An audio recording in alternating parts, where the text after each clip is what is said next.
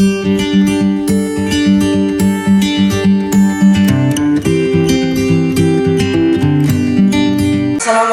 warahmatullahi wabarakatuh. Saya Syarifuddin SPD, asal dari MTSN 1 Sumbawa. Saya guru mata pelajaran PPKN, akan mengajarkan materi tentang norma dalam kehidupan masyarakat. Nah, metode pembelajaran yang saya gunakan pada kesempatan ini adalah metode pembelajaran kooperatif tipe to stay. Adapun kegiatan pembelajarannya, yang pertama bekerja di dalam kelompok, terus yang kedua bertamu ke kelompok lain, kemudian yang ketiga membagikan hasil kerja kelompok masing-masing, terus yang keempat melaporkan hasil temuan dari kelompok yang lain. Nah, kemudian yang terakhir adalah mencocokkan dan membahas hasil kerja kelompok masing-masing. Nah, kegiatan penilaian pembelajarannya, saya menggunakan aspek penilaian sikap, di mana aspek penilaian sikap ini saya menggunakan teknik penilaian observasi dengan instrumen penilaiannya lembar observasi tertutup. Untuk aspek pengetahuannya, saya menggunakan teknik penilaian penugasan dengan instrumen penilaiannya lembar tugas. Kemudian aspek penilaian keterampilan, saya menggunakan teknik penilaian portofolio dan produk dengan instrumen penilaiannya adalah lembar portofolio dan lembar produk. Nah, untuk mengefisiensikan waktu, marilah kita menyaksikan kegiatan pembelajarannya.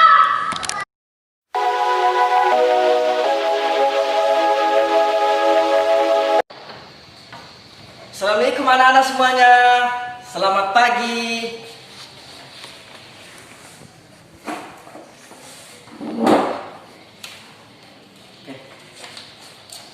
Assalamualaikum warahmatullahi wabarakatuh. Oke, semangat pagi, bahagia berkarya. Jadi kalian harus semangat ya dalam pembelajaran pada pagi hari ini. Sebelum kita memulai pembelajaran pada pagi hari ini, Pak Guru akan mengecek kerapian kelasnya dan kebersihannya. Tadi kalian sudah piket ya? Oke, alhamdulillah sudah piket. Oke, Pak Guru akan mengecek kehadirannya.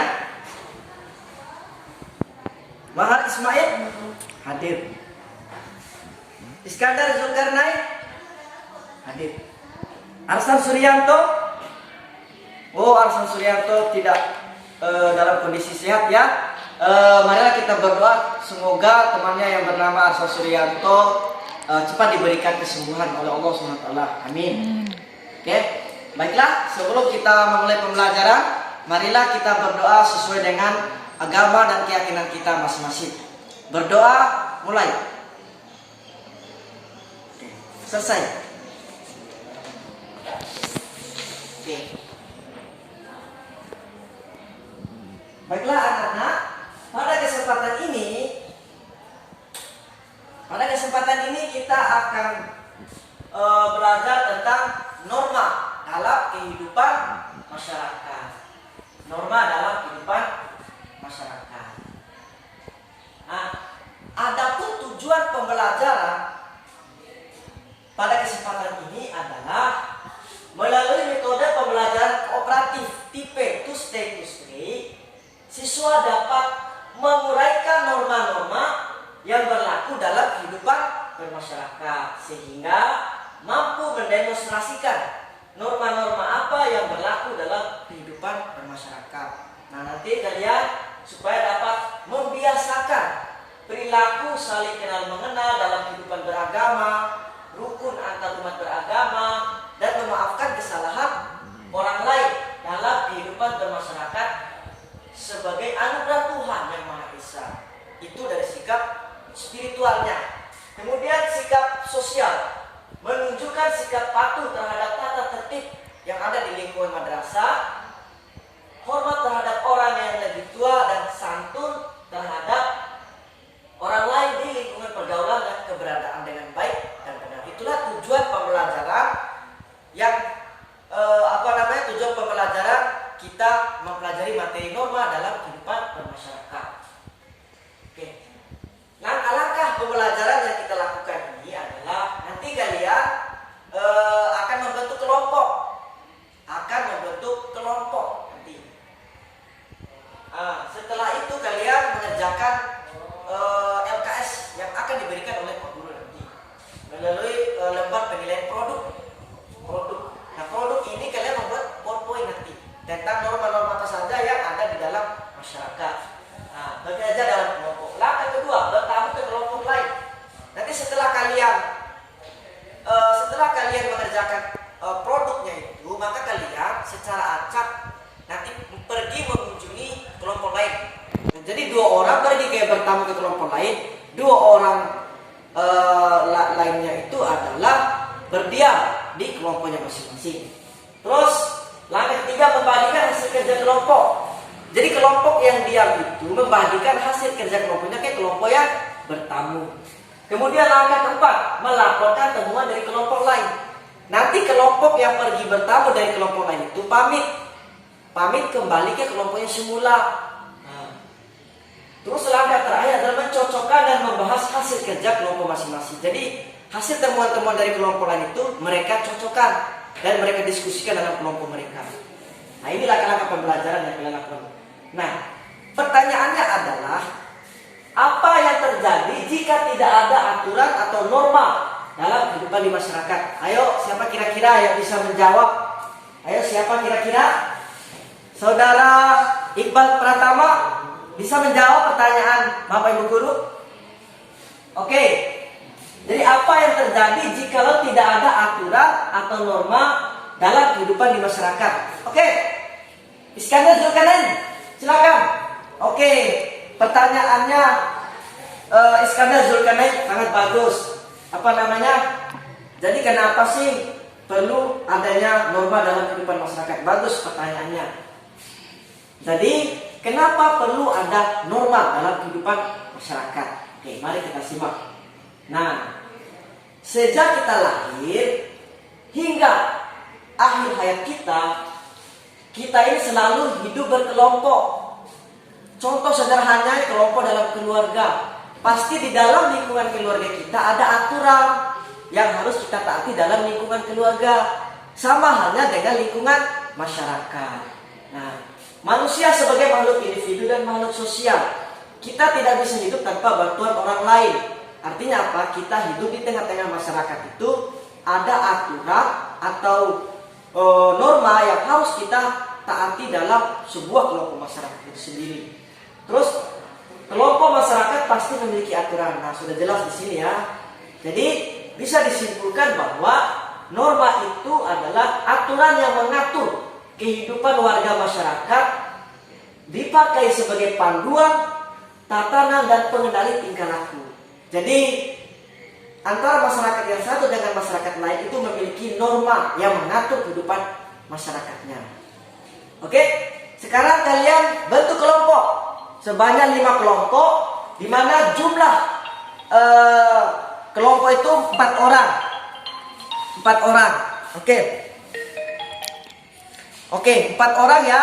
Oke, silakan. Tidak boleh yang semuanya yang pintar-pintar. Harus heterogen ya.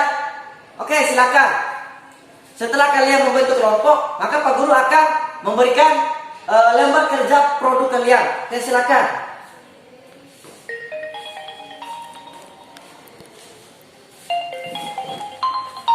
Oke. Bagaimana anak-anak, sudah semuanya? Oke. Sekarang kelompok 1 sudah, kelompok 2, kelompok 3, kelompok 4, kelompok 5, kelompok 6. Oke, sudah. Oke. Pak Guru akan membagikan LKS.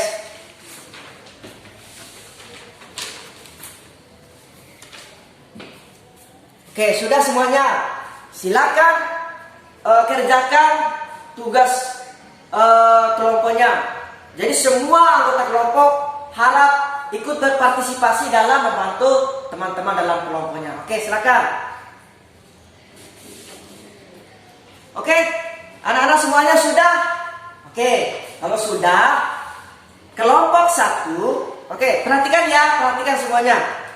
Jadi kelompok 1 akan mengunjungi atau akan bertamu ke kelompok 6. Kelompok 2 akan bertamu ke kelompok 5. Kelompok 3 akan bertamu ke kelompok 4. Nah, kelompok 4 akan bertamu ke kelompok 3. Kelompok 5 akan bertamu ke kelompok 2. Dan terakhir kelompok 6 akan bertamu ke kelompok 1. Silakan. Oke, itu proses kalian mengunjungi kelompok dalam tahap 1. Oke, sekarang proses mengunjungi kelompok atau bertamu tahap kedua.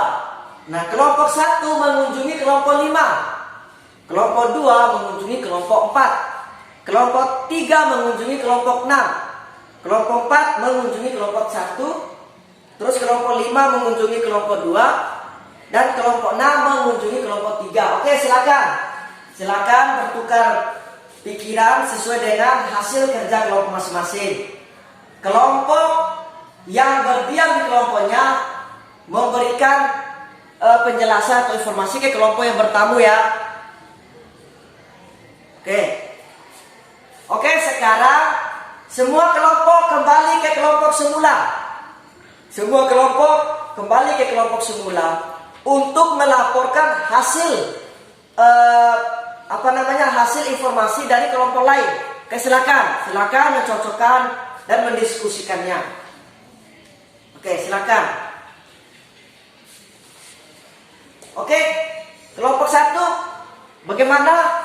Sama dengan kelompok 5? Oke, hampir-hampir mirip. Kelompok 6 bagaimana? Oh, sama. Kelompok 3, oh ada perbedaan. Oke, jadi anak-anak semuanya bahwa dari semua jawaban-jawaban dari semua kelompok tadi, maka bisa kita mengambil suatu kesimpulan bahwa norma itu merupakan aturan yang harus ditaati dalam setiap kelompok masyarakat. Jadi semua anggota masyarakat itu harus taat terhadap norma atau aturan yang berlaku dalam kehidupan kelompok masyarakat itu sendiri. Oke, itu dari norma. Kemudian norma-norma yang berlaku dalam kehidupan masyarakat. Berarti ada berapa norma tadi?